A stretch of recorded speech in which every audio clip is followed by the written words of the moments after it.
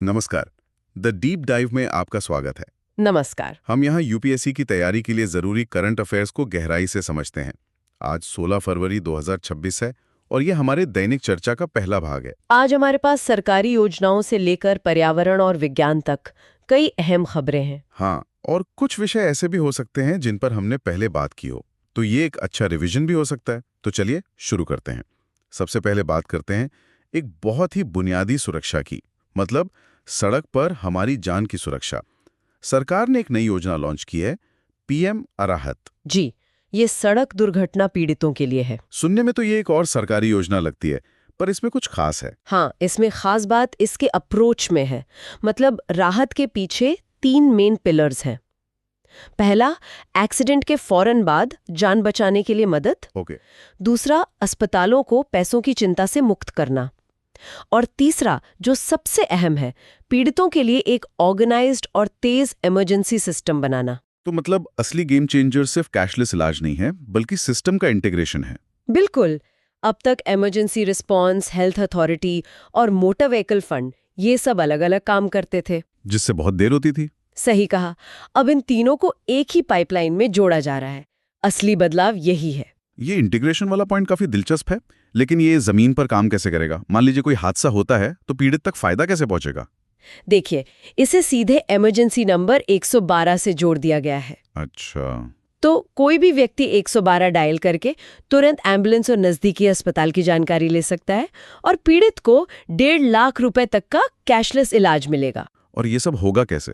मतलब टेक्नोलॉजी का क्या रोल है इसमें? इसमें 2 डिजिटल प्लेटफॉर्म को मिलाया जा रहा है। एक है ईडार, जो ट्रांसपोर्ट मंत्रालय का है। हाँ, सुना है इसके बारे में। TMS 2.0, जो हेल्थ अथॉरिटी का प्लेटफॉर्म है, वो हॉस्पिटल के बिल संभालता है। तो जानकारी ऑटोमेटिकली एक डिपार्टमेंट से दूसरे डिपार्टमेंट तक चली जाएगी? जी, इससे वो कागजी कार्रवाई खत्म होगी जिसमें अक्सर कीमती समय बर्बाद हो जाता है। ये तो बहुत बड़ी समस्या हल हो सकती है, लेकिन पैसों का क्या? ये 1.5 लाख रुपए देगा कौन? अक्सर बीमा कंपनियां या अस्पताल भुगतान में आनाकानी करते हैं। इसी समस्या को हल करने के लिए मोटर व्हीकल एक्सीडेंट फंड यानी MVAF बनाया गया है। ओके। अगर गाड़ी का बीमा है तो बीमा कंपनी इस फंड में भुगतान करेगी, और अगर बीमा नहीं है या हिट एंड रन का मामला है, तब क्या होगा? तो सरकार खुद अपने बजट से इस फंड में पैसा डालेगी। मतलब अस्पताल को पैसा मिलेगा ही मिलेगा, उसे पीड़ित से मांगने की जरूरत नहीं पड़ेगी। और शिकायतों के लिए? हर जिले में कलेक्टर की अध्यक्षता में एक शिकायत निवारण अधिकारी भी होगा। चलिए, तो पीएम राहत में सरकार सीधे फंड देकर लोगों की जान बचा रही है। अब एक ऐसी योजना पर आते हैं जहां सरकार का नजरिया थोड़ा अलग है। Startup India fund of funds 2.0। जी। यहां सरकार सीधे पैसा लगाने के बजाय एक कह सकते हैं कि आर्थिक सुरक्षा का माहौल बना रही है। ये पहले वाले से कैसे अलग है? आप इसे ऐसे देख सकते हैं कि ये भारत की स्टार्टअप कहानी का अगला चैप्टर है। इसका मकसद सिर्फ पैसा देना नहीं है। तो फिर क्या है? इसका मकसद है देश के अंदर से ही लंबी अवधि की पूंजी जुटाना।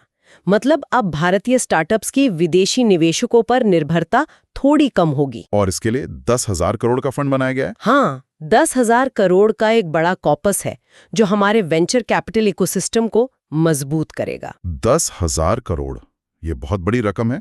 लेकिन ये फंड ऑफ फंड्स का क्या मतलब है? क्या सरकार सीधे स्टार्टअप्स में पैसा नहीं लगा रही? बहुत अच्छा सवाल है। फंड ऑफ फंड्स का मतलब है कि सरकार सीधे किसी एक स्टार्टअप को नहीं चुनती। क्यों नहीं? क्योंकि उसमें जोखिम ज्यादा होता है और शायद उतनी विशेषज्ञता भी न हो। इसके बजाय सरकार ये पैसा सेबी में रजिस्टर्ड कुछ प्रोफेशनल फंड्स में लगाती है। अच्छा, जिन्हें ऑल्टरनेटिव इन्वेस्टमेंट फंड्स या AIFs कहते हैं। बिल्कुल। फिर ये प्रोफेशनल फंड मैनेजर अपनी एक्सपर्टाइज से सही स्टार्टअप्स को चुनते हैं। सरकार एक तरह से मैनेजरों के मैनेजर की भूमिका में है। और इसका फोकस किन एरियाज पर रहेगा? इसका फोकस बहुत साफ है। एक तो डीप टेक, मतलब भविष्य की टेक्नोलॉजी, और दूसरा टेक्नोलॉजी पर आधारित मैन्युफैक्चरिंग। और क्या इसका फायदा सिर्फ बड़े शहरों को मिलेगा? नहीं, यही तो इसकी एक और खास बात है। इसका एक बड़ा मकसद टियर 2 और टियर 3 शहरों में भी इनोवेशन को बढ़ावा देना है, ताकि स्टार्टअप सिर्फ बैंगलोर या गुरुग्राम तक सीमित न रहें। तो हमने स्टार्टअप के इकोसिस्टम की बात की, अब शहरों के इकोसिस्टम की बात करते हैं। कैबिनेट ने अर्बन चैलेंज फंड यानी UCF को मंजूरी दी है। इसके नाम में चैलेंज शब्द क्यों है? क्योंकि ये एक तरह की प्रतियोगिता ही है। ये आवास और शहरी मामलों के मंत्रालय की एक सेंट्रली स्पॉन्सर्ड स्कीम है। और इसका लक्ष्य? लक्ष्य है शहरों को ज्यादा लचीला, उत्पादक और क्लाइमेट फ्रेंडली बनाना। और चैलेंज का मतलब है कि पैसा सिर्फ मांगने से नहीं मिलेगा। तो फिर कैसे मिलेगा? शहरों को अपने प्रोजेक्ट्स के लिए एक पारदर्शी और प्रतिस्पर्धी प्रक्रिया से गुजरना होगा। जो सबसे अच्छे और सबसे असरदार आइडिया होंगे उन्हीं को फंड मिलेगा। एक मिनट, इसमें एक शर्त है कि प्रोजेक्ट की कुल लागत का कम से कम 50% हिस्सा बाजार से जुटाना होगा, जैसे म्युनिसिपल बॉन्ड से। जी हाँ। तो क्या इसका मतलब ये नहीं है कि जो शहर पहले से ही आर्थिक रूप से मजबूत हैं, केवल वही इसका फायदा उठा पाएंगे? छोटे शहरों के लिए तो ये बहुत मुश्किल होगा। आपने बिल्कुल सही चिंता जताई है। ये एक बड़ा चैलेंज है, लेकिन सरकार ने इसका भी ध्यान रखा है। कैसे? इसीलिए इस योजना में 5,000 करोड़ का एक अलग फंड सिर्फ छोटे शहरों, खासकर टियर 2 और टियर 3 शहरों की क्रेडिट रेटिंग सुधारने के लिए रखा गया है। अच्छा, ताकि वो भी बाजार से पैसा उठा सकें। हाँ, जब उनकी क्रेडिट रेटिंग अच्छी होगी तो उनके लिए भी पैसा उठाना आसान हो जाएगा। और पहाड़ी और पूर्वोत्तर राज्यों के लिए क्रेडिट रीपेमेंट गारंटी स्कीम भी है। ये सभी योजनाएं भविष्य की नींव रख रही हैं, लेकिन एक योजना ऐसी भी है जिसके हालिया नतीजे हमें जमीनी हकीकत के बारे में सोचने पर मजबूर करते हैं। पीएम दक्ष योजना। जी। लोकसभा के आंकड़ों के मुताबिक 2021 से 2024 के बीच इस योजना के तहत ट्रेनिंग पाने वाले आधे से भी कम लोगों को नौकरी मिली।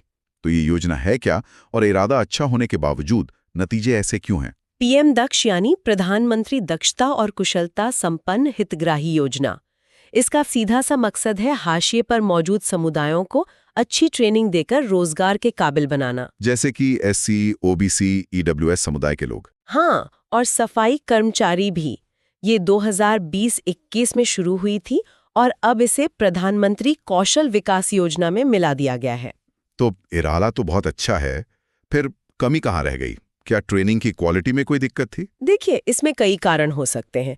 कई बार ऐसा होता है कि जो स्किल सिखाई जाती है वो स्थानीय उद्योगों की जरूरत से मेल नहीं खाती। Skill industry mismatch. हाँ, दूसरा, सिर्फ ट्रेनिंग देना काफी नहीं होता। प्लेसमेंट सपोर्ट, मतलब नौकरी दिलवाने में मदद करना, वो भी उतना ही जरूरी है जो शायद कमजोर रहा हो। सही बात है। तो ये मामला दिखाता है कि योजनाओं का डिजाइन और उनका जमीनी कार्यान्वयन, ये दो अलग अलग चीजें हैं। बिल्कुल सही। हमने अब तक इंसानी सुरक्षा की बात की, लेकिन एक और सुरक्षा है जो इन सब से जुड़ी है, हमारी पारिस्थितिक सुरक्षा। चलिए पर्यावरण की ओर चलते हैं। चीर फेजन नाम के एक पक्षी पर हाल ही में एक रिपोर्ट आई है। क्या खासियत है इस पक्षी की? ये पक्षी अपने खास व्यवहार के लिए जाना जाता है, जिसे नेटल फिलोपैट्री कहते हैं। नेटल फिलोपैट्री, इसका क्या मतलब हुआ? आसान भाषा में कहें तो ये पक्षी अपने होम टाउन को लेकर बहुत वफादार होते हैं। वे प्रजनन के लिए अक्सर उसी जगह लौटते हैं जहां उनका जन्म हुआ हो। अच्छा, ये तो बहुत दिलचस्प है। जी, ये पश्चिमी हिमालय की खड़ी चट्टानी ढलानों पर पाया जाता है, लेकिन शिकार और इसके रहने की जगह के उजड़ने से इस पर खतरा मंडरा रहा है। तो इसका संरक्षण स्टेटस क्या है? ये यूएनजीए की वल्नरेबल यानी असुरक्षित सूची में है और भारत के वन्यजीव संरक्षण अधिनियम की अनुसूची 1 में भी शामिल है। एक तरफ ये वफादार पक्षी हैं और दूसरी तरफ प्रकृति में ऐसे जीव भी हैं जिनका कोई स्थायी घर ही नहीं होता। हाँ, आंध्र प्रदेश के पूर्वी घाट में आर्मी एंड्स की 2 नई प्रजातियां मिली हैं। हाँ, आर्मी एंड्स। ये चींटियों की खानाबदोश प्रजातियां हैं। खानाबदोश? हाँ। मतलब इनका कोई स्थायी घोंसला नहीं होता? नहीं, जब इन्हें रुकना होता है तो ये अपने ही शरीर को एक दूसरे से जोड़कर एक अस्थायी घोंसला बना लेती हैं, जिसे बिवॉक कहते हैं। ये तो कमाल है, अपने ही शरीर से अपना घर बना लेती हैं। बिल्कुल, और ये लगभग अंधी होती हैं। ये रास्ता खोजने के लिए केमिकल सिग्नल्स यानी फेरोमेन पर निर्भर करती हैं। और ये बेहद आक्रामक शिकारी होती हैं, है ना? हाँ, लाखों की संख्या में एक साथ हमला करती हैं। पारिस्थितिकी में इनकी बहुत बड़ी भूमिका है। ये कीस्टोन शिकारी हैं, मतलब ये जंगल के इकोसिस्टम के मैनेजर की तरह हैं जो दूसरे कीड़ों की आबादी को कंट्रोल में रखते हैं। छोटे जीव इकोसिस्टम को संतुलित करते हैं, तो बाघ जैसे बड़े जीव उसके स्वास्थ्य का पैमाना होते हैं। हाल ही में ऑपरेशन स्ट्राइप्स के तहत एक बाघ को पापीकोंडा नेशनल पार्क में फिर से बसाया गया है। जी, पापीकोंडा नेशनल पार्क आंध्र प्रदेश में गोदावरी नदी के किनारे है। ये पार्क क्यों महत्वपूर्ण है? ये एक बहुत ही उबड़ खाबड़ और खूबसूरत इलाका है जिसे important bird and biodiversity area का दर्जा भी मिला है। और यहाँ बाघ के अलावा और कौन से जीव पाए जाते हैं? यहाँ भारतीय तेंदुआ और ढोल यानी जंगली कुत्ता भी पाए जाते हैं। और यहाँ बकरी की एक अनोखी बौनी नस्ल कंचू मेखा भी मिलती है, जो सिर्फ इसी इलाके की खासियत है। और बाघों के साथ साथ गिद्धों की भी बात करना जरूरी है। केरल में एक व्हाइट रम्प्ड वल्चर को बचाया गया है, जो गंभीर रूप से लुप्त प्राय है। हाँ एक समय था जब ये दुनिया का सबसे ज्यादा पाया जाने वाला शिकारी पक्षी था। हाँ, इनकी आबादी इतनी कम कैसे हो गई? ये कहानी पर्यावरण संरक्षण की सबसे दुखद कहानियों में से एक है। इसका मुख्य कारण है एक दवा, डिक्लोफेनाक। डिक्लोफेनाक? हाँ ये तो एक दर्द निवारक दवा है। हाँ, यही दवा मवेशियों को दी जाती थी। जब ये मवेशी मर जाते और गिद्ध उन्हें खाते तो ये दवा जहर की तरह उनके शरीर में चली जाती थी। और उससे क्या होता था? उससे उनके गुर्दे फेल हो जाते थे और उनकी मौत हो जाती थी। ये तो बहुत दुखद है। सिर्फ एक दवा ने पूरी प्रजाति को खत्म होने की कगार पर ला दिया। जी हाँ, और इसी वजह से आज ये IUCN की रेड लिस्ट में क्रिटिकली इंडेंजर्ड यानी गंभीर रूप से संकटग्रस्त है। 1980 के दशक में जहां इनकी आबादी लाखों में थी, आज वो घटकर 6000 से भी कम रह गई है। ये एक बड़ी चेतावनी है कि इंसान के छोटे छोटे काम पर्यावरण पर कितना बड़ा असर डाल सकते हैं। बिल्कुल। पर्यावरण की बात करते हुए हमने देखा कि कैसे एक दवा ने पूरे इकोसिस्टम को हिला दिया। अब इतिहास में देखते हैं कि कैसे एक बिल्कुल साधारण सी चीज ने एक पूरे साम्राज्य की किस्मत बना दी। अच्छा। पेरू में एक अध्ययन से पता चला है कि इनका साम्राज्य से भी पहले एक चिंचा साम्राज्य था, जिसकी समृद्धि का राज समुद्री पक्षियों की बीट यानी ग्वानो में छिपा था। ये बहुत ही आकर्षक कहानी है। चिंचा साम्राज्य 900 से 1450 ईस्वी के बीच पेरू के तटीय इलाके में फला फूला। वे क्या करते थे? वे कुशल मछुआरे, किसान और व्यापारी थे, और नए विश्लेषण से पता चला है कि उन्होंने समुद्री पक्षियों की बीट को खाद के रूप में इस्तेमाल करना सीख लिया था। और इससे उनकी मक्के की पैदावार बढ़ गई, कई गुना बढ़ गई, और इसी ने उनकी पूरी अर्थव्यवस्था को मजबूती दी और उन्हें एक शक्तिशाली साम्राज्य बनाया। तो इस साम्राज्य का अंत कैसे हुआ? लगभग 1476 में शक्तिशाली इनका साम्राज्य ने उन्हें जीत लिया, और बाद में 16वीं शताब्दी में जब स्पेनिश लोग आए तो उनके साथ आई बीमारियों और उपनिवेशीकरण के कारण चिंचा लोगों की आबादी लगभग खत्म हो गई। चिंचा साम्राज्य ने प्रकृति से मिली एक चीज से अपनी तकदीर बदली। आज हम विज्ञान की मदद से अपने ही शरीर के अंदर के सिस्टम को समझकर सेहत बदल रहे हैं। जी। अंत में बात करते हैं सेमाग्लूटाइड की। भारत में इसके जेनेरिक इंजेक्शन बनाने और बेचने को मंजूरी मिल गई है। ये दवा आजकल बहुत चर्चा में है। ये काम कैसे करती है? इसे ऐसे समझिए, ये दवा शरीर में एक मैनेजर की तरह काम करती है।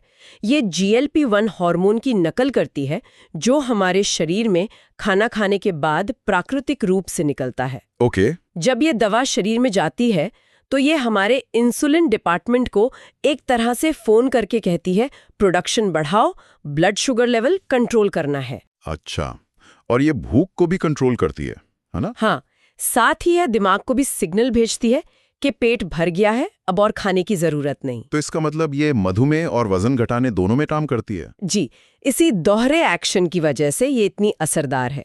मुख्य रूप से ये टाइप 2 मधुमेह के लिए है, लेकिन ये वजन घटाने में भी बहुत कारगर साबित हुई है, और ये हृदय रोग के जोखिम को भी कम करती है। तो ये थी आज की हमारी गहन चर्चा, जिसमें हमने सड़क सुरक्षा से लेकर आर्थिक और पारिस्थितिकी सुरक्षा और यहाँ तक कि स्वास्थ्य विज्ञान तक के मुद्दों को समझने की कोशिश की। आज हमने कई सरकारी योजनाओं और संरक्षण के प्रयासों पर चर्चा की। सोचने वाली बात यह है कि PM डैक्स जैसे मामलों में जहां मंशा अच्छी है पर परिणाम उम्मीद के मुताबिक नहीं, वहां कार्यान्वयन की चुनौतियों और जमीनी हकीकत के बीच के अंतर को कैसे पाटा जा सकता है। क्या केवल योजनाएं बनाना काफी है, या सफलता का असली पैमाना उनके प्रभावी वितरण और निगरानी में छिपा है? साथ बने रहें। अगर आपको ये चर्चा उपयोगी लगी तो कृपया लाइक और सब्सक्राइब करें। धन्यवाद। धन्यवाद।